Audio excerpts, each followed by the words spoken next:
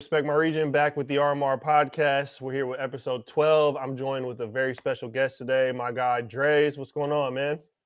What's going on, family? How you doing? I am living, man. I'm living up here in Seattle, dealing with the gray, man. I know you're down a little bit south, lamping in the sun. The LA sunshine is nice, man.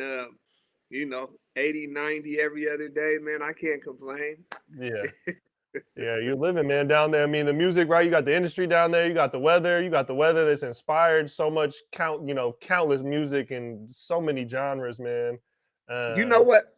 What's crazy is when I moved down here, it was like even when I was in Seattle, I'm an artist, so it's hard to work as an artist, right? So everybody I know is like working for the city or you know what I mhm. mean? They're working at some nonprofit job. And I'm not knocking that. Like that's dope. But when an opportunity came to move down to LA, because I knew my skill set, I'm like, yo, I could get money down there doing something I love. Told my wife, because she had lost her job. We were in Seattle, she lost her job, and I was like, well, why are we here? You know what I'm saying? Like, can't we just let's go? Because my money changes, you know what I mean, for what I Right. love to do. And she was like, you know what? Let's get it popping. So, So yeah. how long you been in LA now? 5 years, man. Jeez. Yeah, that went real fast. 5 years. But I mean, I'm home you know what I mean? I'm in Right. Seattle every other month, if not every month, something like that. I touch the town. So I do enough there and I'm not going to stop. Right. So, Right. So a little bit, Seattle's obviously where you cut your teeth, got your start, man. So where does the story for Dre's the musician, man? Where's that start at? oh, where does that start? I think I'm probably about 5 years old, to be honest. My mom and dad, my father was credited with bringing Zimbabwean music to America. So my father's from Zimbabwe. He travels to America. Interestingly enough, my mom and my dad didn't even know each other. My dad comes to Zimbabwe first in the 60s. And then my mom, she was working in a mailroom in Zimbabwe. And she was, looking through the mail and she saw a letter from him. He was writing somebody back in Zimbabwe, and she saw his address. She's like, "Oh, he's in America." She knew of him, right? So she writes him a letter and is like, "Yo, I want to come to America," And so, pops, I guess he must have thought she was a cutie or something, because he found mom's a sponsor. They brought her to America, and then they hooked up. I guess. Obviously, right? I'm here, so it went down. so, I ended up, here. So as a kid in my family, everybody's gonna do music. Marimbas, mbiras, these are the traditional instruments I grew up playing. So I started playing probably when I'm about 5, 6 years old. My father had a band, my mom had a band. We've traveled the world playing African instruments, Europe, all through America, you name it. You know what I mean? Mhm. We was doing that. And then as I got older, like anything, you grow up in the hood, so you're playing African music and at home you're listening to African music. But then when you get out in the streets, I mean, you in the hood, man. It Mhm. was, it was Ice Cube and NWA, and you know what I mean? And it was like, yo, the marimbas is cool, but I want to do that. Yo, that is dope. So I think I probably started rapping on the rap tip. I started rapping when I was like in the 5th grade. Just wrote my first rap around it, Mhm. real ABC type stuff. And then I think I got really serious about it right around my freshman year because I was a dancer back in middle school. And then after that, around my dancing ain't got no money. That's how I thought. I was like, ain't no money in this. Let me just pick up the mic. And then when I got to my freshman year in high school, I remember I wrote a song called High School. Shout out to this girl named Shantae. She sang on it, and it was on Cube 93. They played it. Wow. Man, I was out at Franklin High School. I was the Fresh dude. They was, freshman on the radio like that. Ooh. hey, they was like, "Hey, you're on Cube 93. Oh, you know what I'm saying, Draze." So the song was whack, but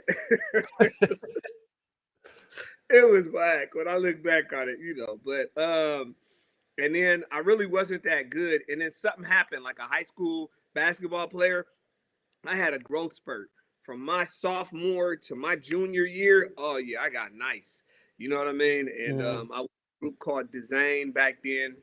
And then Design broke up right around my senior year. And then I joined a group called Cave. Actually, I started rapping with a dude named Little J the Fever. I have to say that part because Little J is the person who named me Draze. And so I started rapping with him. And then he passed away. He was a blood, one thing, another. He passed away. And so man, I kept the name, you know what I mean? Because that was my Mm-hmm. guy. And I was like, yo, if you name me Draze and you pass away, I keep the name to kind of keep him alive. You know what I Right. mean? So that's it. That's the beginnings. So at what point, I mean, you got the growth spurt, through the skill set in high school, but at what point did you really start taking like music serious and viewing this as like a little bit more as an outlet and like I'm gonna start trying to, whether it's there's two different parts to being an artist, right? There's the one where it's trying to get on and that's not getting money off it, right? Because the whole process until you get on is there's no money in that. It's spending money. But at what Yeah. point were you like, all right, I'm really going to go after this? And then at what point, and then I know there's another point for your career where you're like, all right, now this has really turned into a vehicle to be like a career. And so what are kind of those 2 points looking like? You know what? I don't think there was ever a difference in my head. Again, when Okay. you grow up in doing music, my mom was a musician. I lived in a home where we did music every week. I'm performing at if you were whether it's Kwanzaa, the Black Community Festival, schools, everything. We performed. We opened up for Janet Jackson. We opened up Mm, for Miles Davis. You know what I mean? Like mhm, I'm already performing. So I don't think I ever saw a difference. To me, music was what it was going to be. I'm more or less being stubborn and trying to force music into it. Like when it's not paying the bills and I'm supposed to get a job, I'm like, nah, F that, man. Music, you know what I'm saying? We're going to be broke. We're going to be broke, but we're going to have a hot record at the crib. You know what I mean? right. So so I don't know. I think where it got serious, high school, after high school, I was in a group called Cave. And Cave was popping in the town. CAVE, with two of my brothers. Cave was popping. And then we actually had a deal interest from Def Jam. Okay. So we were actually in at the time we were in DC. Nobody knows this story, but we were in DC and we had just did a show at Howard University. Um, we had brought out at the time we brought out these boxes of CDs, and a box had 250 CDs in it, right? So that was a big deal. It's like you never gonna sell out of 250 Hmm. CDs at the show. We brought two boxes out there, sold out of all of them at Mm, Howard University. I'm like, yo, this is crazy. We're leaving the show. Howard's going crazy. We're driving back to the hotel. We're in the van, and that's when I get the call. The A&R at Def Jam wants us to come down. You know what I'm saying? And I'm mm, just like, oh, life is about to change. You know what I'm saying? It's about to go down. But long story short, it didn't happen. On some internal stuff, not on Def Jam, not on we wasn't mm. good enough, not on nothing, but just much of the reason I don't do groups. So when that fell apart, I was like, yo, I will never put myself in a position like that again where I'm at the cusp. You know what I Mhm. mean? And I feel like I'm right there to grab hip hop's elite and be a part of it at the very least, and to have my situation in someone else's hands. Mm. Yeah, so that was when Draze went solo. You know what I mean? But it was already a business at that point, right? At this Sure. point, I'm probably 20, 21 years old at that point.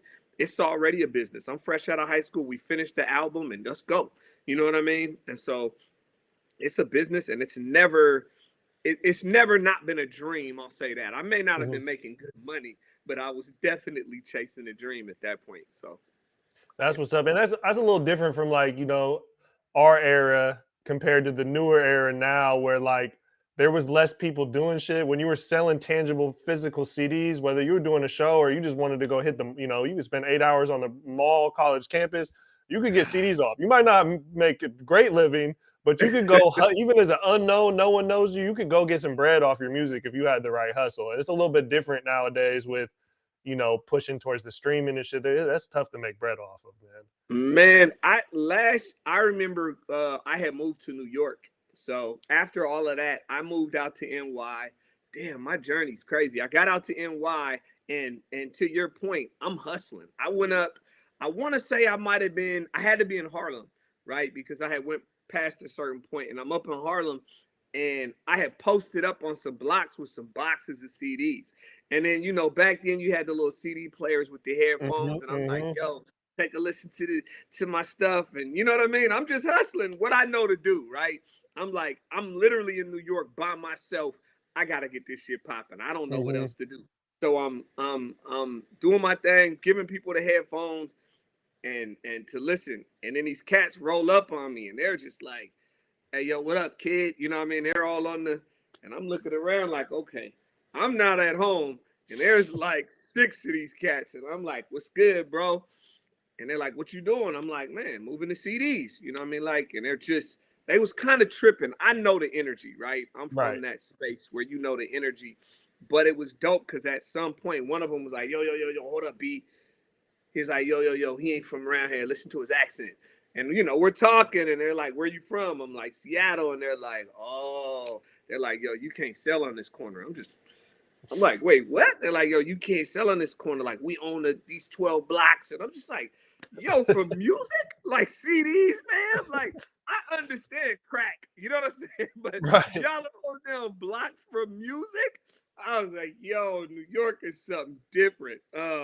So they ended up listening to the CD, fell in love with it, and tried to get me to join their crew after, yo, son is nice. And, it was just so we ended up becoming real cool, and so those are my peoples now. That's So what's up, man. That's that validation. And so at some point, I know it's a lot of your new music, so I don't want to spoil too much that you don't want to spoil, but at some point you started going back to the roots of Zimbabwe and mixing some of those elements into your music. At what point and what was kind of the inspiration to do that? Or have you always kind of had those elements in your sound?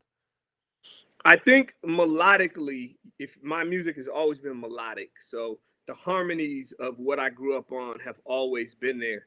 I think also, you don't want to get too deep. I don't like buzzwords. Like everybody's on these damn buzzwords. You know what I mean? Just trauma and mental health, and you know what I mean. And it just Mhm. starts feeling like a PR campaign, but it's not that. But realistically, if I have to be honest, there was a lot of like what I came up in being in Seattle, where the first time I heard the word African booty scratcher, it was about me. The first time I heard people making fun of someone being African, it was me. So I had to always go to these festivals and perform in the middle of the hood in my African outfit, and I don't feel like that because I'm Mm. like, man, and my homeboy's right there with his shell toes on.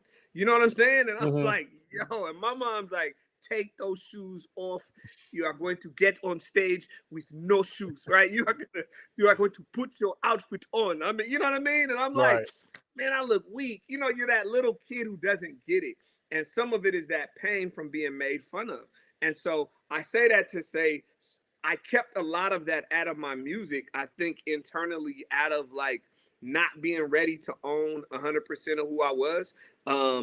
And I don't know if own is the word, but put it in front of everyone Mhm. else. Because around my world, I was totally owning it. But I'm saying, as far as musically, there was always this subconscious fear. Are they ready? Right? I knew I would go there though at some point. Always knew I would go there. And then on my last mixtape was Seattle's Own, right? Shout out to Converge because Seattle's Own is now the theme song for Mm. Converge's show. But on my last mixtape, I really went there and just kind of introduced it to people. I had a song on there called Children of the Light where I played the marimbas. And it was dope to have that. Shout out to Angela Rye as well, because she took Children of the Light and made it the theme song for her podcast, On One with Angela Rye. And so I just sampled it out there and people went crazy off of it. They really, really loved it. Like I said, Angela was like, yo, she thought that was the best song on the mixtape. And I was like, yo, y'all fucking with this? Like, okay, let's get it. You know what I mean? So um that was where I really started sampling with it and leaning into it and kind of feel like, do I want to go here or how much of this do I want to do? I'm blessed to be able to go in a lot of different directions. I remember Ish also. I had a conversation with Ish and we were just talking hip hop and breaking bread.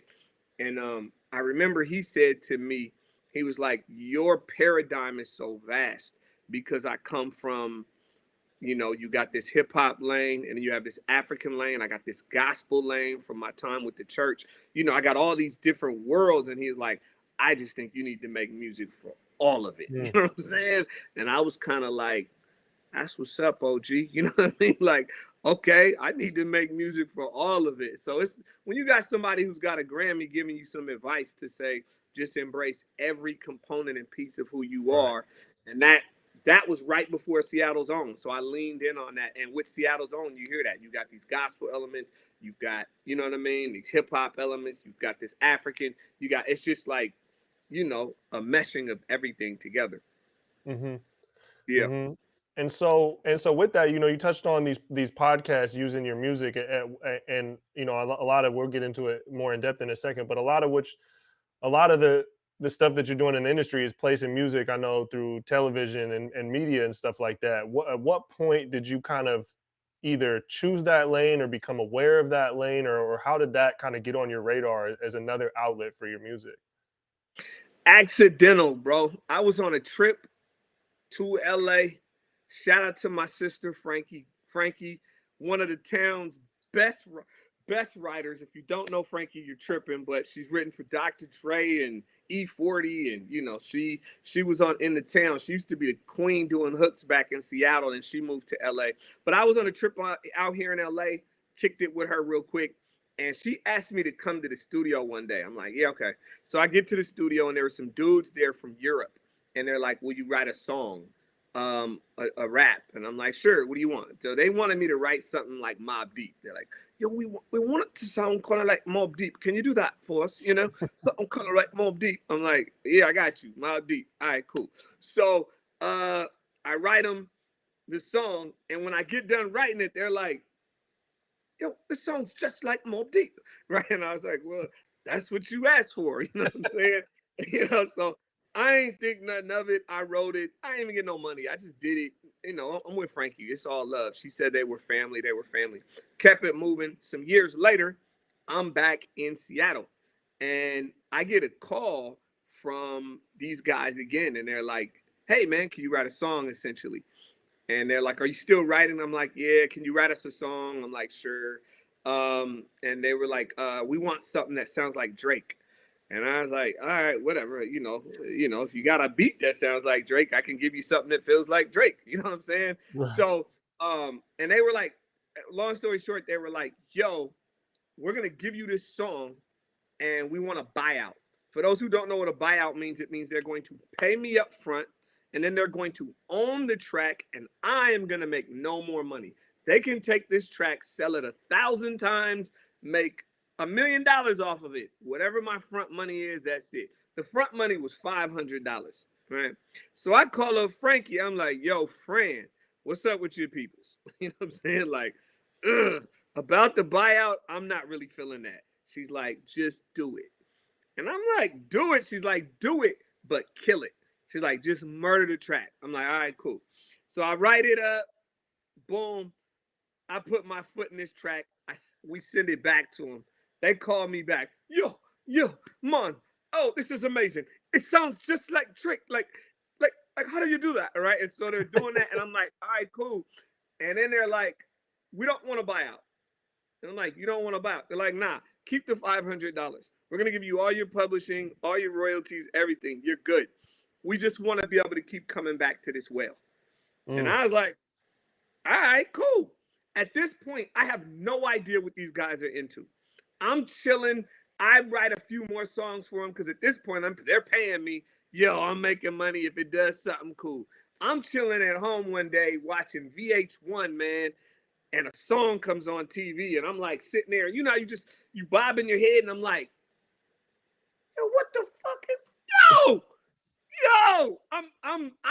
I'm damn near pissed.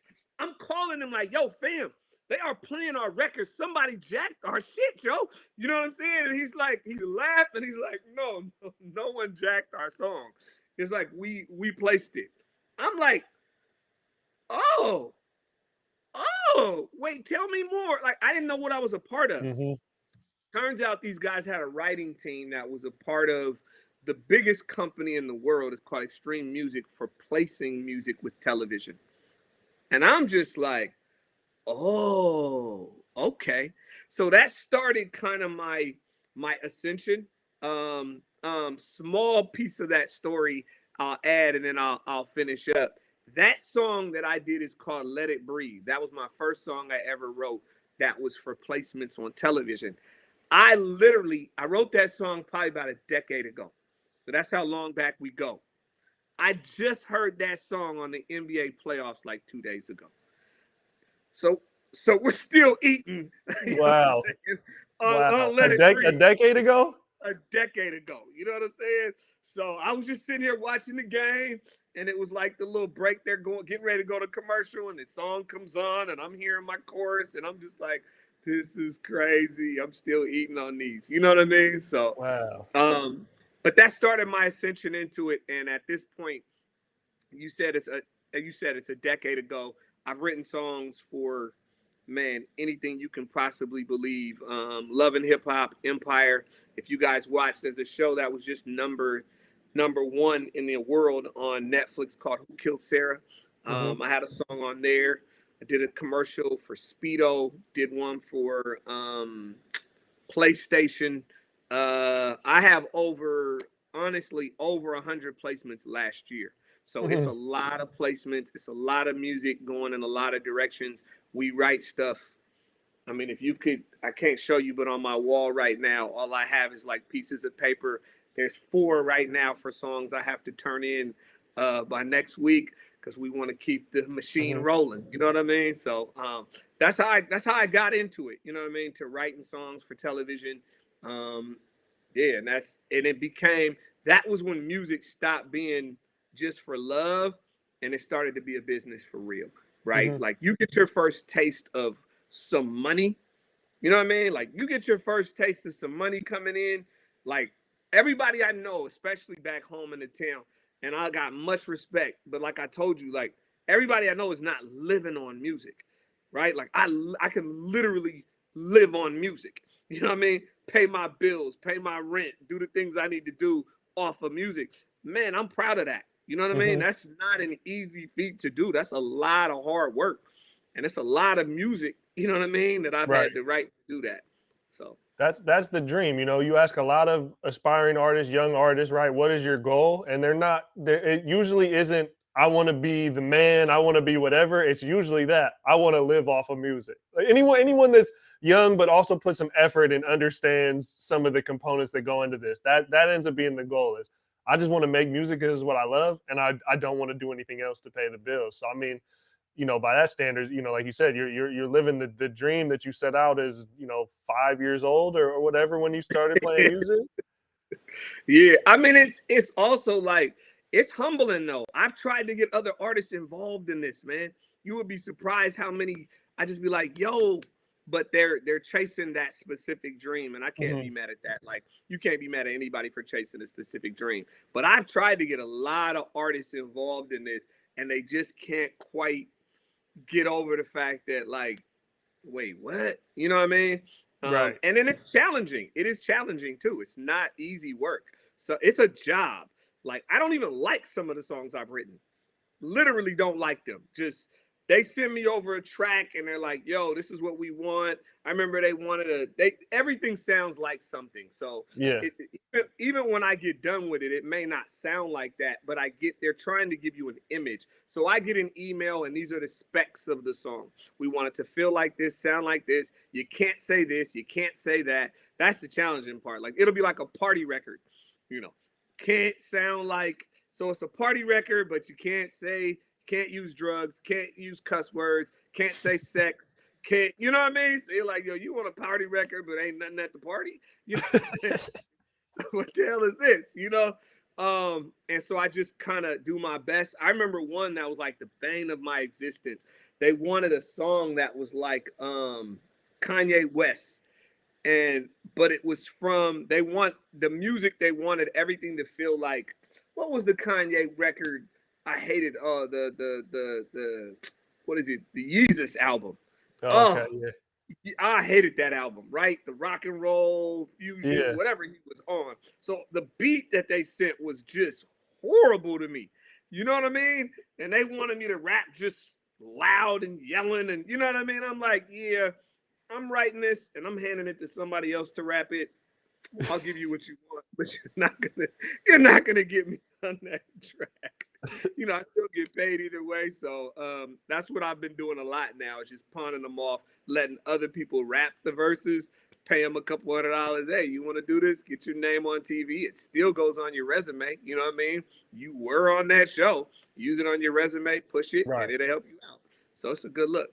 Right, man. I got a couple questions I want to go off of what you just said, but one of them that I want to make sure I don't skate by, because this is from just previous conversations between me and you, um, is that you release the music that you write under a different name that the music you put out personally, and I think that's so dope, because then you're able like to creatively separate it to where you don't feel like something's hurt, even though it's you. It's not, you know, taken away from whatever you're trying to do over here that obviously has, you know, your whole passion and your heart in, where over here it's more of a job. So could you kind of explain the how you personally kind of separate those two, and then and kind of at what point was that initially when you started songwriting, like I'm going to do it like this, or was it something you had to kind of to that your heart was pulled into doing? You know what? Again, it really came in because for the stuff I was writing for TV, it wasn't stuff that represented me. This is for a client. This is a job. You're asking me to deliver you some music that sounds like something, and I have no problem doing that. If I don't want to do it, I can simply say no, right? But this music is an extension of me because it is my talents and my abilities creating it. I'm proud of that, but it's not music reflective of what I would think and want to put on wax and give the world and say, these are my thoughts. This is who I am as a Mhm. person. So I was like, well, how do I separate those? I was like, all right, Doomy, which is my real name. Dumi Sani, or Dumi is my real name. He's the writer for television. You know what I'm saying? Draze, the one who my guy Lil J the Fever named, he's the MC from the Central District. Shout out to my guy Sway Mhm. Guts. He's the MC from the Central District from the South End who's representing. And so I just pulled this up because I'm having fun with you. But this is my Spotify. I don't know if y'all can see that, right? So this is the A little bit. Doomy Marari page, right? So if you go to Spotify and you search Doomy Marari, he gets 33,000 monthly listeners a month. My tracks, I got tracks with 1.9 million. Everything's over six figures and up in the millions in listens, right? So that's the stuff I'm writing for TV, right? Pardon my French, he is shitting on Dre's right now, okay? Because Dre's is struggling. You know what I'm saying? Dre's is a starving artist, man. Help out poor Dre's, man. No, I'm just playing. You know, but for obvious reasons, those associations are gonna catapult your music to different levels. I got no problem with it. I love it, man. You know, at the end of the day, people are supporting the music that I do. So on Spotify, there's Doomy, then there's Dre's. They're both up there. Stream both of them. You know what I mean? And I'm in the Mhm. process of bridging the gap with the pages now, so that people can start to really see the difference in the two figures and enjoy whatever they want to enjoy. And so, got it, man. That is beautiful, and I just like ever since you've told me that in a conversation, that's just always stuck with me, because I imagine that's a big hurdle for artists that are creatively putting music out and also have this other outlet, but don't. I mean, you know, you have a brand, you have an image that you're creating, like you said, it's very personal to you, your music, Mhm. and this other stuff isn't. So it's like you figured out a way to do both and still be yourself, and I think that's just phenomenal. And that kind of ties into something we were just talking about, of like you trying to get other artists into this space and the inability to do that, and just kind of the professionalism and the business sense that it takes to do music like you're doing, from a very business sense, but then also still being like creative and being yourself. And so could you expand a little bit on that, just a game out there for artists of like how, what are some of the things that they need to just acknowledge in terms of like, you know, most people want to be artists, they want to just do them, do it on their own schedule whenever they feel like it, stuff that they feel. If they don't feel it, they don't do it, and they, you know, and they won't do it. And so what are some of the things, or the game or tips that you felt like that has given you the ability to like be your own creative artist and put shit out there that's like really close and dear to your heart, but also take this shit serious like a business, and kind of be able to separate, wear both of those hats, because those are different hats for a lot of people. You know what, man? There's something called being a man. That's what helped me. I ain't gonna front to you. You know, growing up, being a man, having a family, get a wife and kid. Folks is hungry. Money gotta be made. You know what I mean? I'm a man. I ain't trying to have wifey making money and I'm sitting around here. You know what I mean? Just Right. on some hood. Nah, I'm good, bro. But what honestly, at some point you cross over and you start to.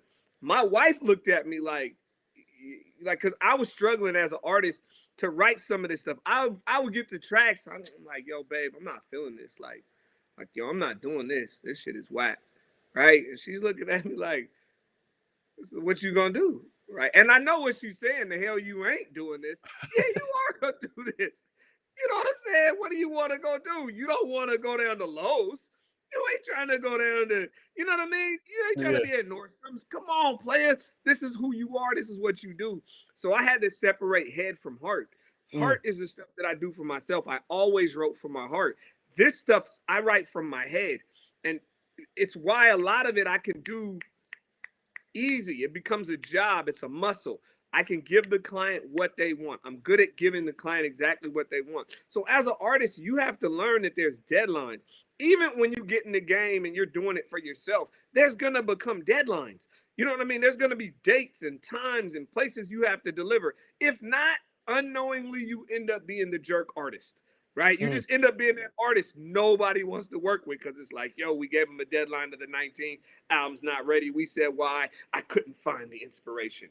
Man, you better find the inspiration. You know what I mean? Get your music popping and get it out there. Like, I get it. I'm an artist. I'm very different. I'm eclectic. You know, I like to create the way I like to create. I know people who create in rooms full of 40 people at the studio. That ain't me. I just, get all these people up out the studio, man. I can't focus with all these people around Mm. here. You know what I mean? So find your zhuzh, find your space, find your lane, do whatever works for you. But there is a very real business component to being a rapper if you want to be one. And if you want to get into this lane with licensing and selling music, I can say I have become one of the top writers in the world for this type of writing. Mm. I am with the biggest company in the world and I am one of their top hip hop writers. That tells me where I'm at, right? I know because I was on a writing team. And so imagine it like this: there's the company, and then there's our team, essentially, right? We're just contracted out. They would come and say, yo, can you guys give us 6 songs like this? I'm the hip hop writer on the team. There's a producer. There's somebody else who writes country music, somebody else who writes R&B, whatever, right? And our team collectively is pumped out over 1,000 songs, Mm. right? So it's a team that's just pumping out music for television. Well, for me, I am the only person on this entire team that the head of the company ever said, yo, I want to meet him and meet with him myself personally. Mm. And the head of my team was like, yeah, they're probably going to cut me out and go directly to you. Right? Yeah. They want the direct plug to you. And I was like, I'm a loyal cat. I'm like, so how do you want me to move? And thank God he's a loyal cat. He's like, you need to go get the bag if they want you. Like, you don't need to be worried about me, right? So I'm saying that to say to my earlier conversation, I now have the ability and I'm trying to get people involved from the town. I'm trying to get people involved like, yo, y'all want to write for some shows? You guys want to write for some different things? So me and Vita had a long talk because I think he would probably be one of the best producers to be on the team because of his diversity, Mhm. right? His ability to produce without samples and to create many different sounds across genres. So me and him have had that conversation. I could never get him serious. We talked about it years ago over and I would come home. He would hear me in the studio working on something for some show. And then he'd see it on TV like, yo, Draze, you really doing that, right, bro? Come on, bro. You know what I'm saying? So it's like, yeah, that's what's up. I'm like, now he's like, yo, we could really make money. I said, bro, I've been telling you this for like 6 years now, man, and you're sleeping. He's like, all right, I'm ready to get real. So if Vida's on board, I know we could. I'm Mm. really looking to put my own team together, right? Of writers from Seattle. We'll open it up to some cats from LA and people that I'm meeting around the world. But I'd like to go with where my heart is, right? Mm. And that's home. And if we could put people from the town on. And little do people know it ain't for television, but me and Mitch got a joint. You don't even know. We got a joint that's hot because you sent me a pack. I already Okay. wrote to it. I just gotta get in the studio and knock it out. But the joint is hard, man. So uh people don't know. I'm gonna knock that out and send it to you, All man, just so right. you All can right. listen to it. Yeah. Yeah, I want to hear it, man. People out there don't even really know I be with the beats, man. That's something I do on the low, just for me. But that's how I got into, whatever I'm media, whatever the marketing, whatever the fuck you want to see, you want to box, you want to put me in these days. I got Yeah. into that from Yeah. sampling records, man. Hey, I mean, you be chopping them up. I mean, when I heard the beat, it was hard. So I was like, oh, Mitch got some heat in here, man. Appreciate I was like, okay, appreciate that. he's nice. I even heard you online, clowning with the samples live online or something. I was like, Okay. oh, yeah. Yeah, he's real. You're getting it in. I'm not, yeah, like I don't put it out there, but I'm not weak. You know what I'm saying? I've been in the gym. I can step in the gym and hit some threes. So I like it. I like it. So, so I know you touched on earlier, like the buyout on the record. I want to kind of revisit that. And what are the ideal terms and situation? Like when you place a record, like what are the terms that you're really looking for? And then what do people kind of usually, what are they usually trying to get you for? Is that kind of in alignment, or is there a little bit of like push and pull to get to where you want to go with these? There is some push and pull. So you're making really good points. So it depends on where you are. If you're working with what I would call kind of a major company, let's just like anything, there's majors and minors. We'll just use that. The terms are going to change depending on the company. A major company is going to come right off the top and tell you, yo, 50% of everything is ours. And we're going to own the record, the rights to the record. We move it where we want to move it. We sell it where we want to sell it. They don't want to come back to you and ask for permission every time they want to sell it to a different show, right? I have a ton of songs like that where it's like, yo, you take this, I don't care, sell it a gazillion times, just make sure I get my money when you do, right? So, and they do that, right? So that's a good look. So that's one part of it. Up front, they're going to also give you money. That those terms change. Major companies, major front money, right? So, and when I say major, I mean $10,000, $20,000, like those ranges. It's not going to be $1 million for a couple of Mhm. tracks, no. But it's like they'll give you some front money. They'll say, "Hey, yo, Mitch, we need you and your team to write us 5 songs." And the songs are on albums. So here's what I mean: the album will match the description, right? So when a television company is looking for music, they don't want to look for a specific song name. You know what I mean? Riding with the homies or no, no, no, no, no. They want to search for music based on the description Mhm. of the sound they want. So for instance, we did an album called Epic Hip Hop. So all the records on that album feel like whatever we think that is, epic hip hop. I recently did one that was country music fused with hip hop. So it's called country hip hop, Mhm. right? So it's like that. You name it off of that. I'm working on one now that is all sports and hip hop, right? So it's all music that we think is perfect for ESPN, NFL Network, NBA 2, I mean NBA Jams or whatever the things are they're doing. Everything. That's just what we're creating, right? So they'll give you front money. So back to this point, they say, Mitch, we need you and your team to give us 5 songs in this theme or in this genre. You say, okay, they'll give you front money. The front money is for you to finish those songs, get them done. It ain't gonna take $20,000 to knock the record out. You know what I'm saying? So you're just splitting that amongst the writers and the people on the track. My advice to anyone getting into this game, keep it simple. Keep it very simple. We pay everybody straight up 50-50. Anybody on the record's making the exact same amount. I'm on a Mhm. record with you. A third person comes to, all of us make the same amount. We take out all them headaches. All that, yo, you only sang on the bridge. Yo, you only did 3 lines. Man, we don't got no time to be Mhm. sitting around fighting over money. Um, You were on the record, you wrote on it, I wrote on it, someone else wrote on it. The three of us come together, split it equally, sign the paperwork, let's get it done. You know what I mean? Get a split sheet and keep it moving and go to the next thing. So for us, it's about keeping the wheels moving, right? And not getting hung up on who did what on a record. So I don't know if that was clear, but the different ways you'll get paid: front money, you get a record, they're gonna pay you some front money. You'll take that money and div it up between whoever's on the record. If you got the record, Mitch, and it was just you say you were rapping and somebody else was producing on the record, then did I freeze? I'm frozen. No, you good. You good. Okay. So if you're sitting there and somebody else produces on the record, it would just be you and the producer, 50-50. You know what I'm saying? And that's what it would be.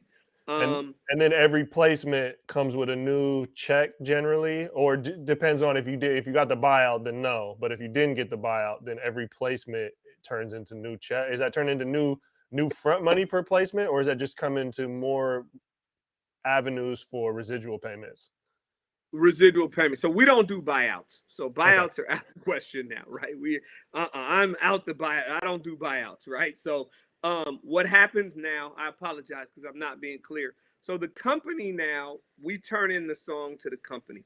The company now goes and says, yo, we're going to start placing this record at different places, right? And so they might place it with NBA 2K, with TV. They might place it on a different show. That same song, like I just told you about a song that I did it 10 years ago, and it was just placed with the NBA. You know what I'm saying? So they're going to take my catalog of music and continually try to place it with different places and spaces and shows. And every time that happens, we all get paid. The company gets paid, I get paid. Well, we lost Draze. Hold on one sec. We'll bring him back. Oh, there we go. Quick, right back. We back. All right, my bad. I don't know what that was. You're all good. So you said you placed the record, further place the record, company gets paid, artist gets paid, and then we lost you. So okay, so we placed the record, and then every time the record is placed on a television show, everybody gets paid. Every time there's a transaction, every single body gets paid. I'm not tracking that. That's why for each of us, you should be registered with a company. There are publishing companies so the two performing rights companies are either, the major ones are BMI or ASCAP, right? There are others, but BMI or ASCAP. Their job is to essentially travel the world, search the world for anywhere Doomy's song is being played. If they play my song in an elevator, my company, ASCAP, that's who I'm with, ASCAP's job is to say, hey, you're playing Doomy's song. We need X amount of dollars so Doomy can go get paid. And so because of that, it happens all around the world. I was just when I get paid, I get paid essentially every other month. And when I get paid, one of them will be I forget the word, basically a domestic check, right? Meaning I'm getting paid for my royalties domestically. And then the other month is going to end up being worldwide, right? So it goes domestic, worldwide. And every time you get paid, you're getting this money from these different sources. So the worldwide ones are honestly bigger than my domestic ones, right? So it's being played everywhere. I had a friend of mine from Seattle who was out in Nigeria and texted me from Nigeria like, yo, I'm watching a TV show and they just played one of your songs on it here in Nigeria, right? I'm like, shout out to Nigeria, you know what I mean? So yeah, so that's kind of how it works. You get paid every single time. It's a good look. And the money is more about a cumulative. It's not about a hit record. Like when we all grew up, thinking, I'm going to make one record, it's going to blow me up, and I'm going to be huge forever. Yeah, I mean, you can. I did every now and again you get a commercial, which is a very different deal. The money changes drastically. And so I got the Speedo commercial. Speedo was doing something for the Olympics and they wanted a song for all of their Olympic swimmers, and they wanted one of my songs. Yeah, that's a good win, right? That changes things. The same thing happened last year with Sony PlayStation. I had a commercial that was running for Black Friday. They ran it for like a month, and Mm, I swear it was like, man, it was running all day, every day. I was like, yo, this is nuts. I remember them even. I remember, you know how on Thanksgiving there's all those mm, all the football on. Man, they were running it all day. I remember I was traveling for some reason around the holiday, and I was traveling on Thanksgiving. I don't know why, but I'm traveling and I'm on the airplane with my wife, and you know how you're sitting there and you're looking at the chairs. I'm sitting there and I can see the TV, my TV, and all the TVs are all mm. on the football game, and at the commercial they're just all playing my you know, playing my song. I'm like, I looked at the wife like, That's hey. surreal. So it was crazy. Yeah. That's man, that is surreal. Yeah, that's gotta be dope to be there. Especially now, I can picture that too. You're on the airplane, you see all the screens, and you're like, oh yeah, yeah. You I see, you mean, see. it's so many. There's so many of those. I remember my wife when we're still kind of getting back together. So my wife and I were together, broke up, so we're back together, whatever. And you know, you'd like to look good in front of the fam. You know what I'm Hmm. saying? Like I'm a dude. You know, I was the starving artist, so I want to be the dude who might be able to put a little food on the table. There's a rumor out there that I'm doing okay for myself, but don't nobody know. You know, so you sitting there, and then I remember we were at a family holiday or something, and all of they were watching Love and Hip Hop, and out of nowhere, one of my songs comes on. You know what I mean? And wifey's like, "Oh, that's one of your songs, babe," or whatever. And they're looking like, "That's you." You know what I mean? I was like, they're like, "No, it's not." They're like, "That's not you." They're like, "Sing it." So I just start spitting with the song at the same time, and they're like, "Oh my God, that's you." You know what I mean? So there's a lot of those fun times, man. Those times. I mean, I'm I'm not I'm I don't want to be facetious. It's gotten normal, you know what I mean? Sure, But there's sure. another nature to it that has gotten like I don't ever stop pinching myself like, man, how did I get here? Mm, Cuz it's weird. There wasn't this moment in the typical rap game. This lane that I'm in is a lane a lot of people want to get into now. This is hmm. a lane most rappers shunned back in the day. I remember when I first got into this lane, I told you the story about when I first got in it. But right after that, you know, these guys hit me and they're like, "Yo, do you have a lawyer?" And I'm like, "No." You know what I'm saying? They're like, "Well, you need to get a lawyer and you need to get serious about learning your business." And I'm like, "All right." And so I knew Ricardo. Shout out to Ricardo Frazier. I called Ricardo. I'm like, "Yo, I need some help." So Ricardo helps me go through my paperwork, go through everything, and he brought in some people that he knew over at Def Jam to also help us out. So we're all going over this paperwork, and they're reading the paperwork and they're telling me, pardon my French, yo, get the fuck out of this game. And I was just like, why? They're like, there's no fucking money here. This is a waste of time, right? Mm, And I was just kind of like, damn, kind of deflated, you know, because you're like, hmm. I think I got a gym, and they're like, stay out of this. Well, what in their world it's not, because one record could bring you $1.5 million or Right. something, right? That's not going to happen like that in this. It's a cumulative, right? So one song, two songs, three songs. Now I've got over 100 songs in there, all making me Mm, good money, right? So if one song's making you 1,000 and 100's doing that, that matters, right? right. Right. If one song's making you $1,000, they're like, you're not gonna get rich on that song. So they couldn't see the long game in it, Hmm. right? They're thinking short term. You don't want to make all this. You know, I didn't even know, but the guy on my team who brought me in told me, he said, this is not your typical dream. You're not gonna make a single and just blow up. He was like, you might get a commercial. Don't count on that, right? Like, we don't even look at that. If that happens, you get the call, somebody wants to use your stuff for a commercial. Awesome, right? But don't count on that, right? That's just you never know. Right. It's just Verizon going, yo, that song fits what we're trying to do in a Mm. way that we want to use it, you know. Man, I could go on and on talking about this stuff. I mean, there's that. I told you about the major. There's also minors, so you can start pitching yourself to smaller companies. With my resume now, I get companies all over reaching out to me now, just kind of like, "Yo, you want to write for us? Hey, can you write a song?" You know what I mean? And I'm open, especially if they've already got placements. Like, hey, Right. like, yo, we've got it. Will be on this show right here. But the numbers are going to be a little bit different than with the major. Like, I need to win when the numbers are the other way. You know what I'm Right. saying? So you may not have as much front money to offer me, but on the back end, I'm gonna need a little bit more money. You Right. know what I'm saying? So those are kind of the ways. And now I'm at the point where I'm also I need another way.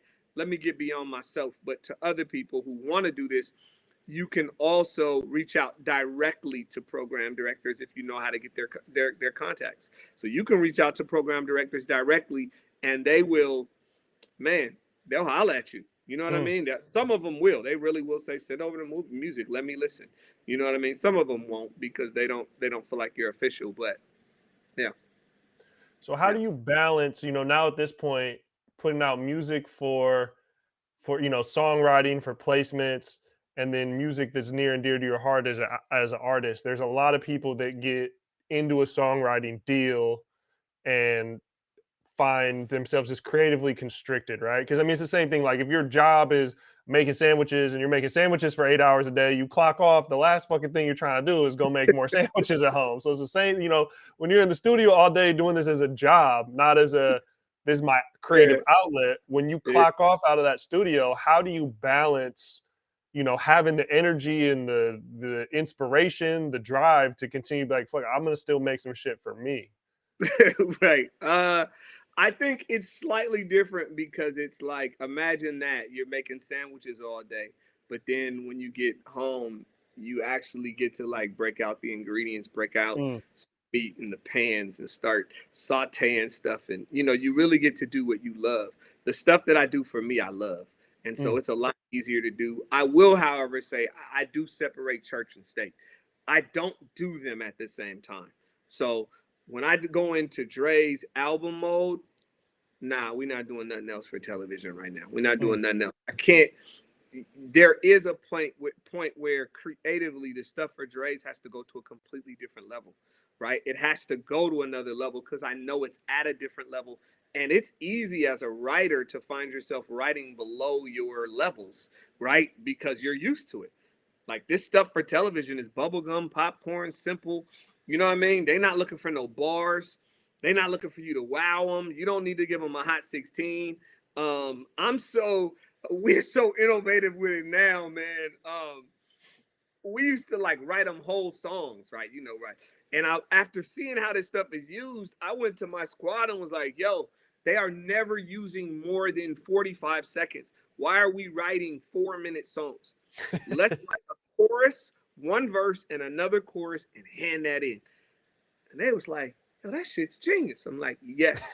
Sent it to them, and that's what we do now. I am not writing you a whole song. For what? You're never going to use it. You know right. what I mean? Like in the event that you ever decide, yo, I want to use this song, even what I just said is going to be a minute and a half to almost 2 minutes. You're good. You know what I'm Right. saying? And in the event that somebody wants to, like I told you on Who Killed Sarah, they probably paid about 45 seconds of the song that I did on there. That's a long placement. You know what I mean? So, um, yeah, that's where the philosophies start to go. Like, I don't need to be writing all this music. And then personally, when it comes to me, I separate church and state. When I'm in my album mode, I won't write nothing for television. It's all Dre's. I'm focused. You know what I mean? And I won't even I don't even my creative process, I don't even like start writing like right away. I know the first song I write, I'm probably gonna trash. Right? Like the first one, I just because I gotta get my jumper falling Mm, again. You know what I mean? Like I gotta get my muscle back. And it takes a second to get mm, that muscle back. One of the things that blew me away, probably more than anything, was watching J. Cole's rollout on his recent album. And I watched his little 12-minute movie or whatever. mhm, Man, that mhm. shit blew me away, fam. It was like hearing him talk about the process. I was like, oh my God. Like, I understood it in a way that unless you're in it, you probably don't understand it. And I mean it as in, he's where I'd always want to be, right? I've never been at that space where it's 24/7 what I want to do, Hmm. right? Like, and when you get there, but I'll spare you all of my excitement about that. But the point I was trying to make was like, he was talking about in the beginning of when you start to write, like when you take a break from writing and then you come back to write, you don't trust your thoughts anymore. Hmm. You're second guessing, should I say that? And you're scrapping hella stuff that could be hot. But you keep writing. And a week later, you already know what, oh, Right. that's filthy. Oh yeah, oh yeah, oh yeah. You know, you just know, yo, I need to say that. Right. And you trust your own self and your thoughts.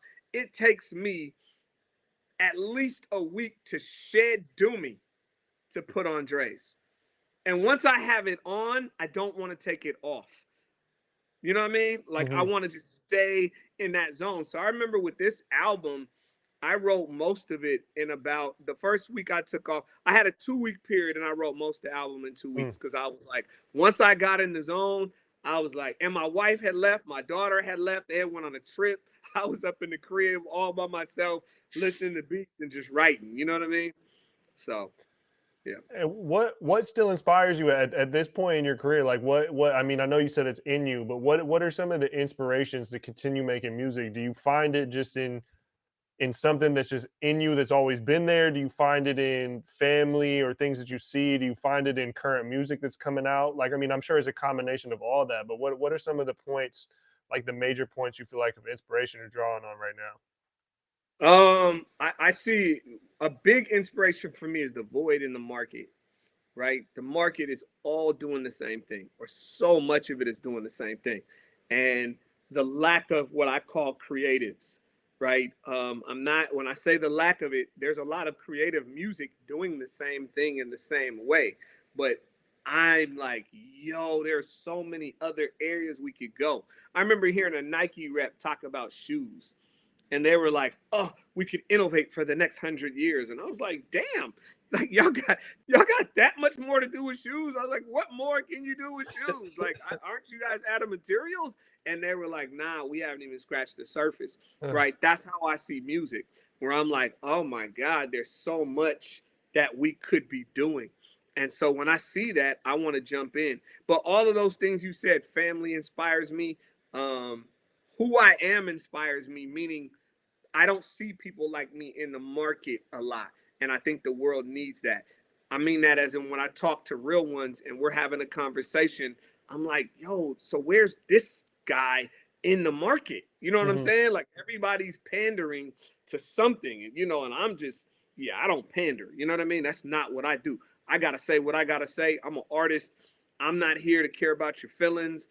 Nah, you hear a Dre's record, you are not hearing a whole lot of politically correct. I gotta fit in with this group and with that Mm. group. Like, I wrote songs like The Hood Ain't the Same, Gentrification, and it looks in hindsight like, oh, he rode the gentrification wave. The hell I did. I was talking about that shit before anybody else was talking Right. about it. That song was put out before the movement.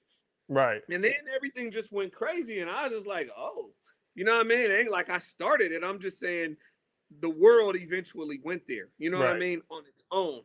And so it's the same thing with Building Black Wealth. I put out Building Black Wealth before everybody was just black on, black on, black on. And then it's just right now it's black on, black on. I'm like, yo, I am not riding the trend, man. I promise you. I grab my surfboard, see a wave, and just keep it popping.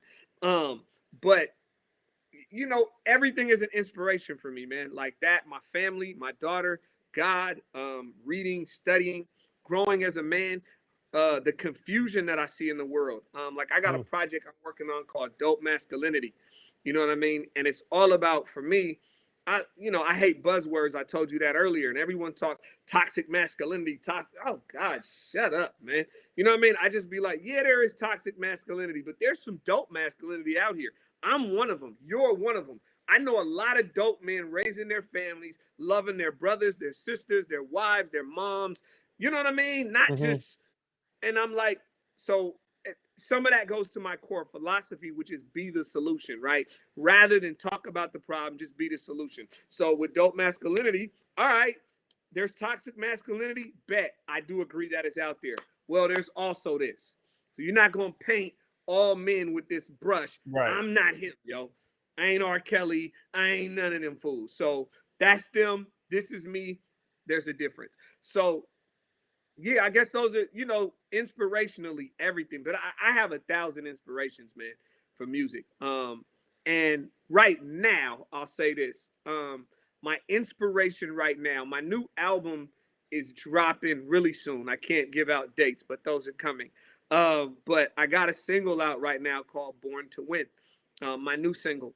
And it's my first single I've ever had on release radar. I was happy about that. You know what I mean? I'm starting to get those kind of hip hop industry things. But with this album, I'm taking all African Zimbabwean music and fusing it together with hip hop to create a sound that I call ancestral art. So, like with the first song, it was inspired by my dad was teaching a choir at the University of Zimbabwe. So he's teaching a choir in Ndebele, a different language. I saw the video and was like, yo, this is dope. I need to get a choir, learn this song. I actually reached out to the people and was like, yo, can you teach me the song? And you know what I'm saying? And so it's filthy. Redid everything, and it was my first time producing. So as a hip hop artist, I don't typically produce most of my records, not fully like in depth. And on this one, I went to a bunch of producers from the town to try to get a sound, and no one could give it to me. You're communicating and you're going, yo, make it do this. And they're kind of like, they send you back the track and you're like, nah, that's not what I asked for. And I had to learn, like, yo, Draze, you're speaking a completely different language. You're coming from Shona. You're asking them to use keys that they don't even use. Our stuff is in the key of G. They're using all these American chords and keys. It's like, yo, this is never going to work. And I was like, well, how am I going to get what I hear in my head and in my heart out? Like, I got to make it myself. And so, Building Black Wealth, I produce Building Black Wealth. This new one, Born to Win, I produce Born to Win. But shout out to Vitamin D, because I will say he came through on this album. He's produced, I want to say he's probably on like half of the album. He was one of the few producers that I would say, yo, here's what I want. You know what I mean? And sometimes he would exceed what I wanted. You know what I mean? He'd come back and I'd be like, woo, what'd you do to the track? You know what I mean? Or and our creative process was dope on it. I would like play the embida, which is like I got one over there. I wish I had it with me. So I had I play the embida and then send him the embida part and be like, yo, what do you hear? Where do you go? And then we would just start building. And before you know it, we built this track. Or I'm playing the marimbas and I'm going, here's what I want to do. You know what I mean? Send it to him. He sends it back. And we wanted to create something that felt like art. Like it would be, to me, I'm like, man, how dope would it be to give something to hip hop? Like to give something that you never know if it's ever appreciated like that, but at least I'm giving hip hop a sound I've never heard anyone do. You know what I mean? Like you hear this album, you'll at least be like, yeah, ain't nobody else doing that. You know what I'm saying? So, whether it takes off or not, that I don't know. But, that kind of contribution, I fuck with that. And so speaking of Vitamin D, that's someone that you've worked with a lot, over the years, and a pillar of the Seattle scene, but it's someone that's broke into the industry and then also, gone to LA and obviously, I mean, you talking about being the East Coast early on and kind of gotten out of Seattle. You've done your thing within the city and the scene, but also broken out and seen all these different elements, how these other markets work, how the industry works. What do you feel are some components that collectively as a scene? This is a big conversation, I'm sure, for many, many years of what we're missing or what we need. What are some elements you feel like, and I'm sure it's a never ending list and everyone's got their own opinion, but what are some things to you do you feel like from taking these outside influence and this industry experience, like what do you feel like the scene, the community, local artist mindset, what are some things that you feel like are lacking? Man, okay, so man, two things you went to that they're different, but you opened it up. So, from the industry side of things, we're missing industry. We don't have managers. We don't have publicists. We don't have, we got the man. We don't have the man next to the man, Mm. right? That person who's committed to making you great, right? And then now, we got Respect My Region. We don't have a ton of outlets, right? They've dried up. There was years ago where there was 206 Proof and all of this stuff that you could go to that's now gone because of Instagram, right? Instagram killed the vlog and the blogs and all of that other stuff. Mm-hmm. But industry is down in Seattle. We don't have a lot of it, and because of that, artists are made to do things for themselves. You have to, when you're reaching out to Numos to try to do a show, it's you reaching out, right? And that's awkward. That's an awkward conversation. Somebody else is supposed to have these awkward conversations for you. They are your jerk if you need someone to be your jerk, and you can stay the nice guy, or vice versa. You just are not supposed to have all of those conversations yourself. But you have to in Seattle if you want to get anything done. And then you end up rubbing people wrong. You can't be in Seattle doing business for a decade, not doing business and not rub people wrong. It's impossible. Mm-hmm. You're human. Somebody's on a different, man, you only call me when you need something. How come you didn't email me? You're just like, you know what I'm saying? Like, yo, I'm grinding, you know what I'm saying? Like, and somebody's going to get rubbed the wrong way because they sit in a completely different space than you. So that is a big challenge to Seattle. And then there's venues. But the other one that you said that really struck a chord with me was about the artists. What mindset do we need to have?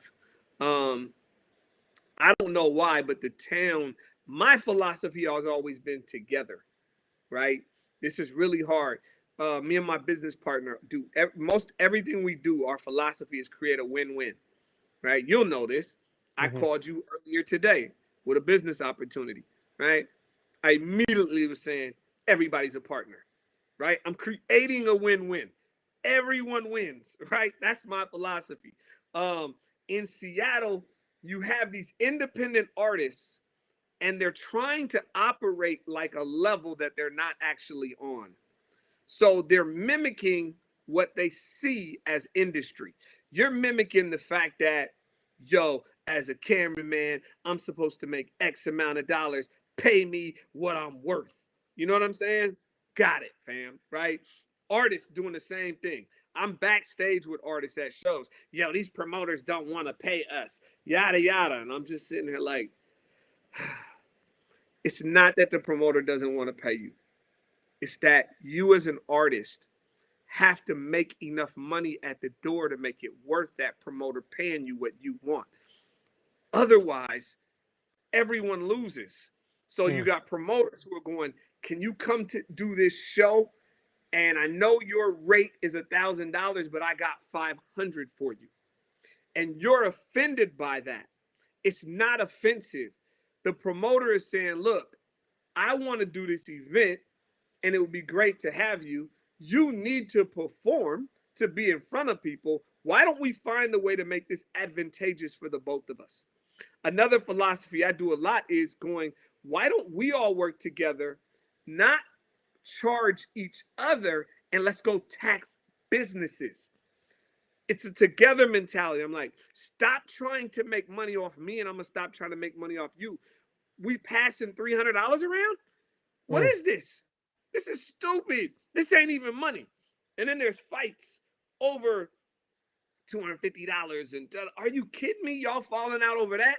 If we're fighting over that kind of money, let's pause for a minute. This ain't money. And I'm not being disrespectful because I get how that's how we pay our bills. But I'm saying if we come together, we can go, you're going to do the camera work. You're going to do the graphics. I'm going to be the rapper. You're going to be the such and such. We're going to come together, and then we're going to split the cake. Let's go. But let's go get the money, the real money. And I've been, that's the mentality I think we have to have. Otherwise, we're just, I see all the little memes that people do, DJs, and, this is my face for people who want a deal. And you know what I mean? And it's just like, yo, homie, the dude has an event, and this is the budget he has. It's not that he wants a deal. This is his budget. take it or leave it. You don't gotta take it. You know what I'm saying? This is what he has. He's not saying, he's saying, yo, I got $250. You're like, my rate's 300. Okay, I'm sorry. I got 250. I'll go to the next guy. You know what I'm saying? Like, Right. I'm not gonna magically appear an extra 50. So it's a lot of those things that I just feel like we do around money. I'm not a money dude. So, a prerequisite to play in my band, I've gotten in a lot of people won't or don't play with me for several reasons, right? It's kind of like some of them don't play with me or can't because my prerequisite is if you're going to play with me, you have to be willing to do free shows, right? That is not because I don't want to get paid, okay? That's not because I want to be broke, right? Clearly, I want to get paid. And when I got paid, we all getting paid. That's not the question. That is because inherently in what I do, there are times where I might get a phone call and, yo, the community center needs us. And that's what it is. So you're either about this Draze movement or you're not. And if you can play in the show when we're getting 5 racks, you can play in the show when we're doing it for free. I remember Seattle University, the kids up there were they were doing a sit-in and they had taken over a building up on the campus at Seattle U, right? They were in there for a few days. I get a phone call from some student. I don't even know how they got my number. Yo, Draze, we're in this building. Will you come up here and perform and just kind of boost morale? I called up the band. We took our little rehearsal speakers and everything, went up in the building, man, and gave a free show for like an hour for the kids. What are we talking about here? Right. If I have to beg my band members, yo, we got this free show. Well, I gotta get paid. Who's supposed to pay you? Me? You know what I'm saying? Right. Like now you want to take money out of my pocket. I'm trying to, you know what I'm saying? Right. So those are it's a mentality that, and I thank God for the Ancient Robots. That's my band because we don't have them issues. You know what I mean? Like they get it. They know what the heart is. We all want to get paid. I want to get paid, and I want us all to make good money and tour the world and all that. But while we are where we are, it's gonna be a balance, and that's a mentality. Mm-hmm. So yeah, that's important. I was literally just I was on the phone with Casey Carter the other day, and we're just talking about throwing show. Me and her have been in the same lane, throwing shows, doing media, this and that. And we were talking about events or something, and I was like, yeah, I'm not really doing hip hop shows. I was like, because, I do the most money. I bring the most, I put in the most work. I bring all the sponsors. So I bring the most money to the table. I do the most work and I get paid the least. And most of the time, everybody's unhappy, and I'm like, and that's your thought is like promoters. People are like, oh, these local promoters are trying to get over you. I don't know a local promoter that is out here caking off the backs of artists and living in a penthouse while the artists are, splitting a 1-bedroom apartment. Like, there's not a ton of money in this shit. And it's like, and my mentality is if you're an artist, yeah, you want to monetize, especially your home base, but your goal until you're at a certain place is build audience. Build your audience to monetize it. You can't nickel and dime your way to building an audience. Like you say, it's free shows, man. Like it's you got a stage and people, you got a group of 100 people. I'm there. I'll rent the stage. I'll rent the speakers. I'll pay the DJ. Like we're pulling up and we'll try and hustle some t-shirts, some CDs or whatever, and this is broke shit, fam. That's what it really is. I'm calling it what it is because it's broke shit. That's like cats are on that broke shit. Like you're fighting over nickels. You know what I'm saying? Which is really telling me where you're at and what you're about. And it's more about your lack of integrity and belief in yourself because I know who I am and I've been broke and never lost this mentality. I did not get this. I'm well-to-do off. I'm better than I've ever been. That ain't the point. I had this mentality when I had nothing. You know what I'm saying? And it never shifted or never changed. Let's come together and let's put each other on. You're looking at me. Half the time I'm calling somebody. My real belief, if I had to say it like deep down, if I'm calling you 9 times out of 10 for it, like if I'm not asking for a favor, I'm calling for asking for a favor. That's a favor. I got no problem. I ask for favors. People ask me for favors all the time. I do it to keep it moving. That's the town. That's to me. That's how it should be. But I'm saying half the time, if I'm calling for stuff like that, it's actually an opportunity for you. Mm, Now, it's okay to say, I don't need the opportunity, or I want to be a part, but not in that way. All of that. That is fair. But it's like inherently, I'm like, you do understand how this is going to grow your fan base or grow your something, right? We actually don't get it. We really don't get it. And that's at this point, I'm like, I'm done trying to explain it. I'm actually only having the conversation because I'm talking to you, right? But publicly, I don't sit around anymore and be like, yo, let's all come together. Nah, I got a squad, man. I got camera people, I got editors, I got a squad of people, and I got a band. I got people who get the vision, and the vision is now starting to make money for everyone. And now think about it.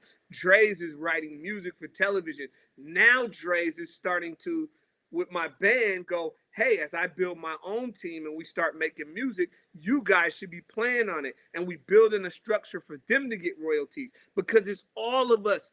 And now the whole mm-hmm. machine is gonna look up.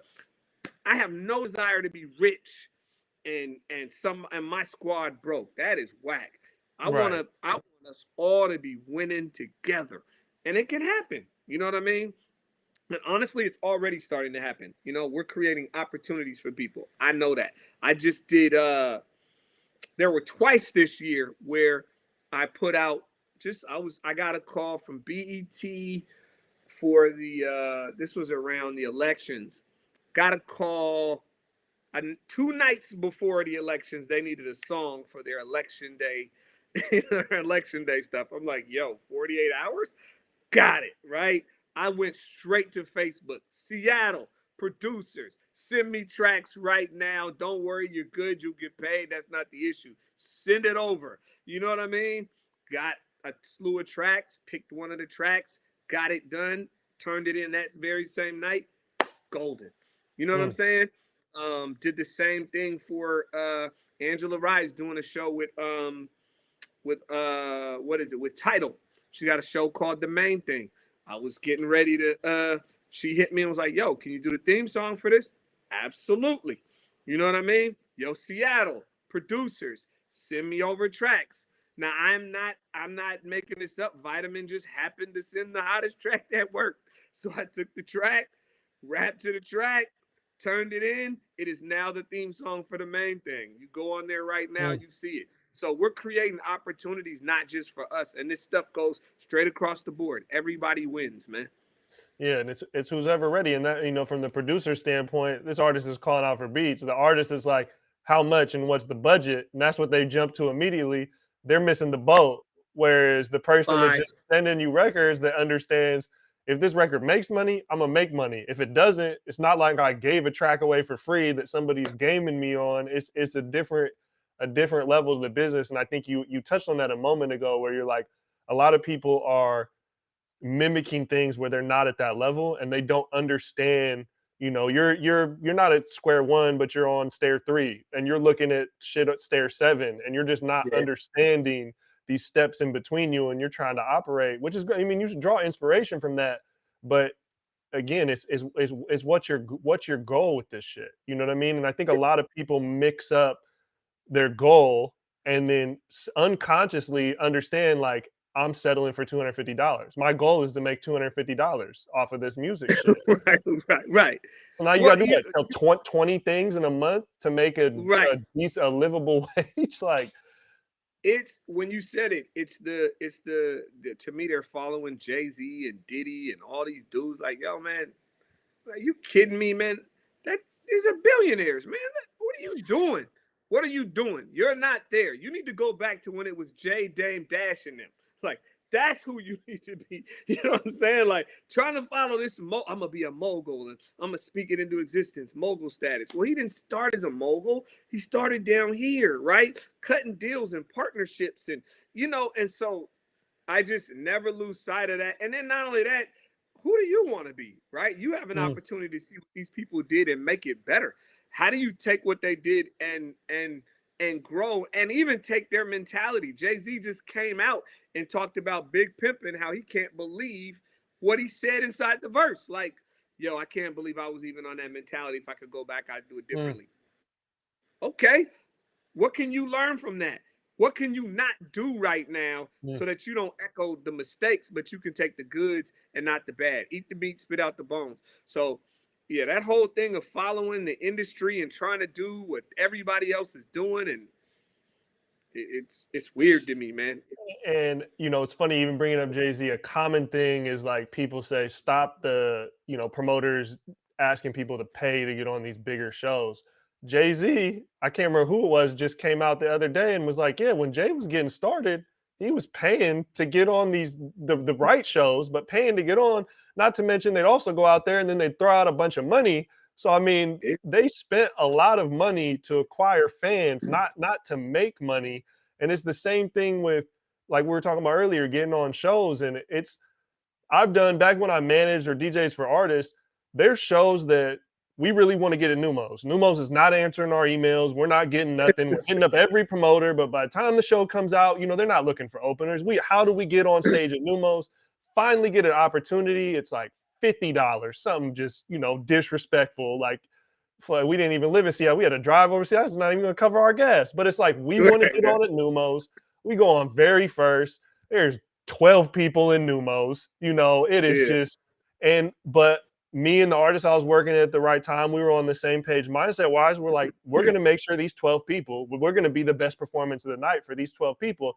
And I'll tell you, the headliner, the dude who opened before the headliner, the guy running the venue, every single one of them after that show came up and were like, yo, people don't take that shit serious. And y'all killed it. We got opportunities for every single. So it wasn't the $50. It wasn't even gaining the fans. It was we're now building bridges with artists that won't answer our emails and venues that won't answer our yeah, emails. We're showing up and showing, yo, we're here. We're gonna put in work regardless.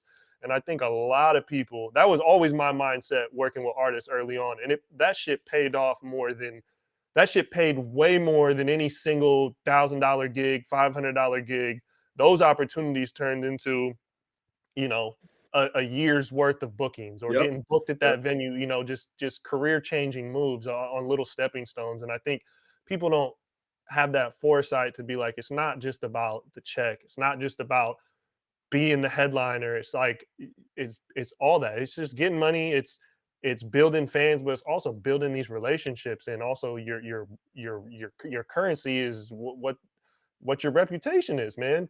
If you don't get in front of people, whether it's just the venue staff alone, like that's an opportunity to build your reputation with them. There's no other way to Everything you do it. just everything you're saying, I echo. Everything, like just your relationships. Every time I hit a stage, I'm trying to hit it hard. I don't care who I'm up on stage with. I'm trying to kill the stage. I'm back on that. I'm on, and when I say back on that, I mean that's where my mentality is. I Mhm. don't care who's going on before me, after me. Man, you got to be kidding me. Draze is here. We about to hit the stage.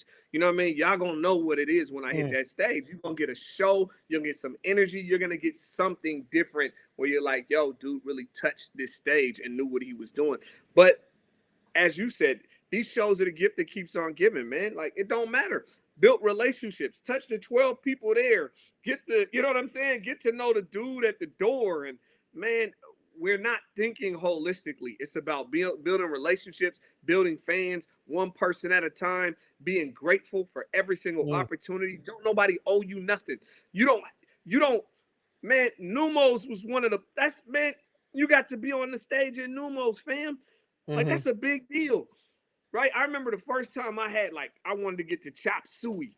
You know what I mean? That was my first little, ooh, I want to get to chop suey. Then I did chop suey and I was like, I'm gonna build. I got to get to Numos. Then I did Numos. Like, you got to keep setting those markers for Mhm. yourself and keep running and trying to achieve different things. There's, I don't know, I all of that stuff. Anybody who doesn't get that stuff, the chances of you getting somewhere and making it are just very slim, Mhm. right? It's just if you don't have the right mentality. It's about building relationships, touching good people. And in Seattle, relationships are everything. We're such a small community. You know what I mean? Like it Mm. is not a huge hip hop community. Everybody knows everybody. Do the wrong thing and you're out. You know what I Right. mean? And so I just try to keep good relationships. I work with different artists when the opportunity comes. Shout out to O.R. Runga. I work with him a lot. Like on this album, you'll hear him on like 5 songs, you know. So, but yeah, that's Seattle. That's the industry, man. We're definitely a different town, man. You know Yeah. what I'm saying? It's it's You know. it's it's growing though, and I see people are dropping some comments on here, appreciating the conversation. So I mean, this is more, more people like. It's not like I haven't, from the media side, I've done some stuff, but yourself, you've made some accomplishments in the industry. But I feel like, me, I'm just the type of person like I just try to take the L's that I've taken, try to pass that on to the next generation or whatever ear is willing to listen. And if you could save your time and not take some of the L's I had, and a lot of the L's are my, for me, and I know you, and that's why we click, are mindset wise. You know what I mean? Like Yeah. I've adopted whether I sponsored an event and was trying to sell T-shirts or we were performing at a show. Anytime it turned out, you get that sense early on. Oh, this is a dud. Like, ain't nobody coming. Mhm. Like, we're not about to Ah, sell T-shirts. We're not like this. We spent all this time on this. Like, this is a dud.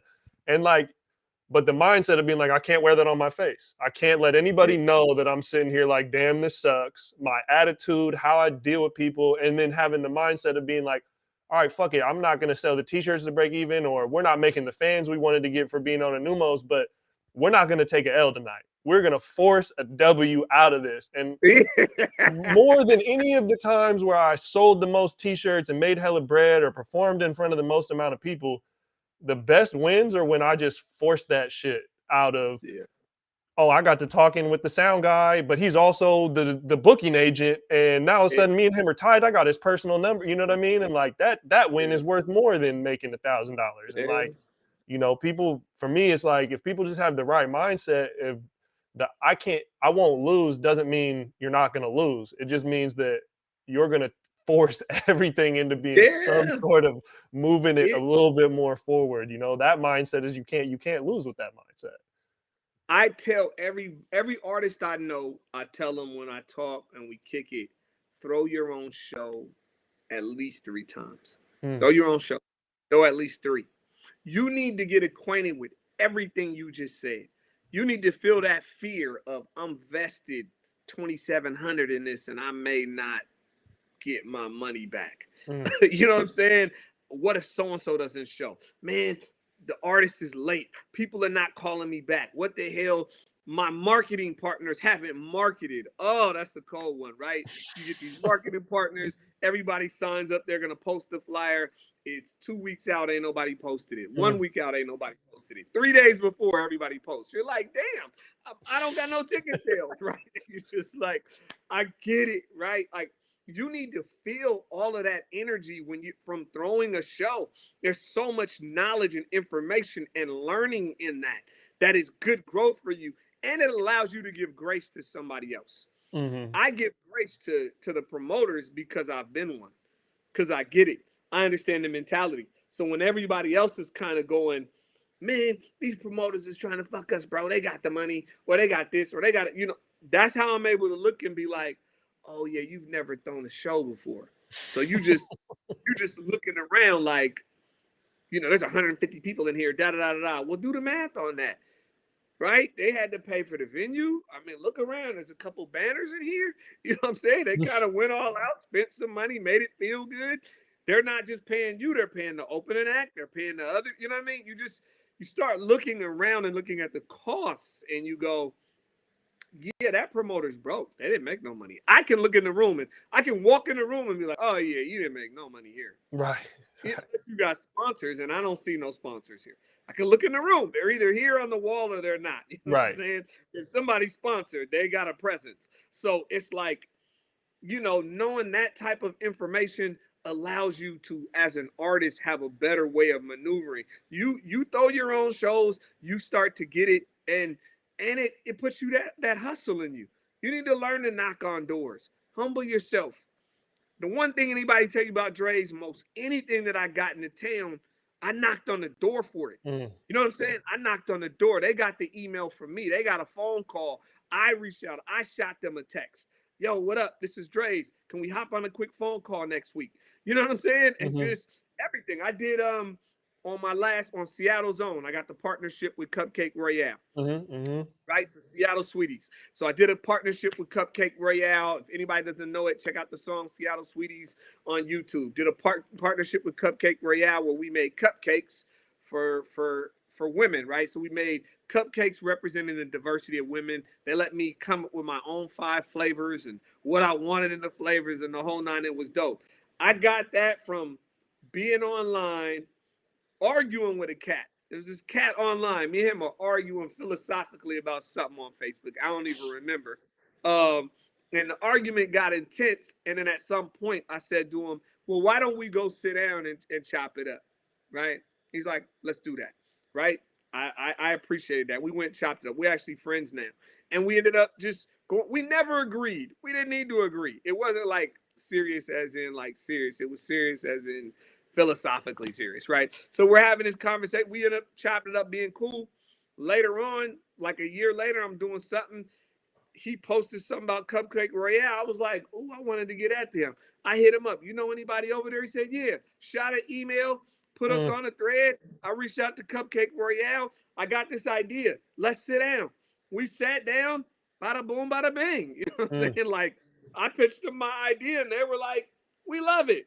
I was like, you do? They're like, yeah, let's do it. You know what I mean? And so it wasn't even this challenging, whatever, but I'm knocking on doors. I'm doing it myself. You know what I mean? And that helps. That helps you to learn and not feel like you're entitled to anything or anyone owes you anything or anyone needs to give you anything. You know what I mean? Like you're willing to, our partnerships with the Museum of Pop Culture. I got a partnership with them running 8 years now. You know what I'm saying? Knocked on the door. Yo, what up? Can we connect? You know what I'm saying?